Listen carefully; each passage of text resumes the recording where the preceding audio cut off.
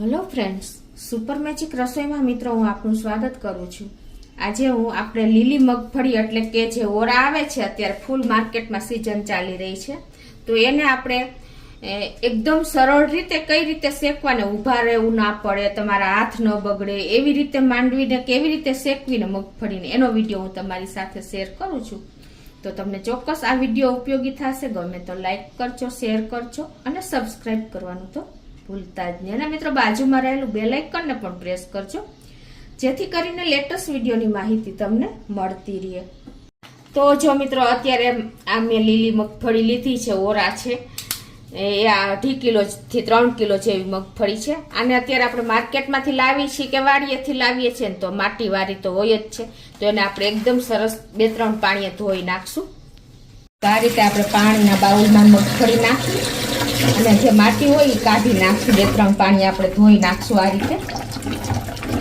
રીતે 2-3 પાણીએ ધોઈને અને આપણે એક વાસણમાં નાખી દેશું। અને આ માંડવીને આપણે ભીની હોય ને ઉપરથી સાવ કોરી થઈ જાય ને ત્યાં સુધી કોરી કરી નાખવાની છે। તો આપણે જો ધોઈને અને એકદમ આ રીતે કોરી કરી લેવાની, ઉપર પાણીનો ભાગ બિલકુલ ન રહેવો જોઈએ, તો જ આપણી માંડવી શેકાશે, નહીંતર માંડવી આપણે બફાઈ જશે। કેમ કે આજે આપણે આ માંડવી કુકરમાં શેકવાની છે। અને જો આપણે આ રીતે ઓરા એકદમ સરસ અત્યારે માંડવીના સરસ એટલે કે મગફળીના સરસ મળે છે। તો હવે આપણે આ માંડવીને આપણે કુકરમાં નાખી દેશું। અડધું કુકર ભરાય ને એટલી જ તમારે માંડવી નાખવાની છે, એટલે તમને જો તમારું મોટું કુકર હોય તો એ પ્રમાણે તમારે અડધું ભરવાનું છે।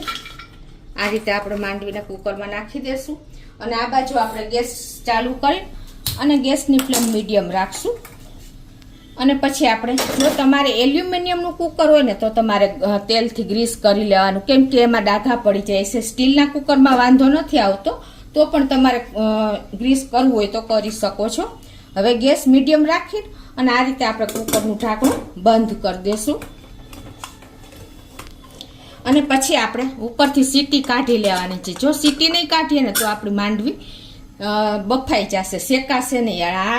આપણે કુકરમાં એકદમ સરળ રીતે બફાવાનું કારણ એ છે કે આપણે કુકરમાં સ્ટીમ ભરાય છે, વરાળ ભરાય છે અને એકદમ તાપ વધારે હીટ લાગે છે, એટલે ઝડપથી આપણી માંડવી હલાવ્યા વગર શેકાઈ જશે। ટૂંકમાં આપણે જે બકડિયામાં કે લોયામાં શેકીએ છીએ ને એમાં બહુ ટાઈમ જોઈએ છે, પણ કુકરમાં તમારે ઇઝીલી 4 થી 5 મિનિટમાં શેકાઈ જશે હલાવ્યા વગર। તમે હાલતા ચાલતા કામ કરતા કરતા પણ તમારી માંડવી શેકાઈ જશે મિત્રો।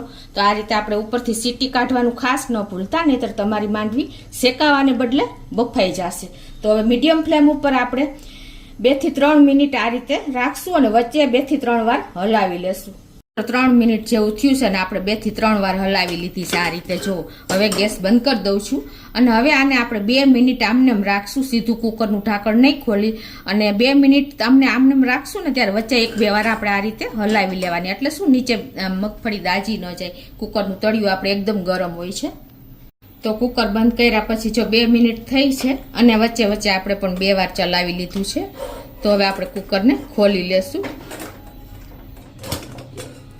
જો મિત્રો, આપણી માંડવી આપણે જે લોયામાં કે પેનમાં શેકી છે ને એવી જ સરસ શેકાઈ ગઈ છે। જો જરાય કુકરમાં પણ ડાઘ નથી પડ્યો, તમને ખ્યાલ આવી જતો હશે છે ને મિત્રો। જો કેવી સરસ આપણી માંડવી શેકાઈ ગઈ છે। વચ્ચે વચ્ચે આપણે ચલાવતા રહેવાનું। ટોટલી 5 મિનિટ જેવું થયું છે અને જો એકદમ સરસ આપણી માંડવી હાથ પણ કાળા ન થાય ને એવી સરસ શેકાણી છે। નથી ધુવાડો થતો કુકરમાં, તમે આવી રીતે શેકશો ને તો તમને ખોલીને પણ બતાવી દઉં। જો મિત્રો, આપણે ખોલી છે ને ત્યાં દાણો પણ તૂટી જાય છે, એટલી સરસ અંદરથી શેકાઈ ગઈ છે। ગરમ છે એટલે તમને બતાવવામાં પણ પ્રોબ્લેમ થાય, પણ જો તમને ખ્યાલ આવી જતો હશે, દાણો પણ પેચાઈ જાય છે।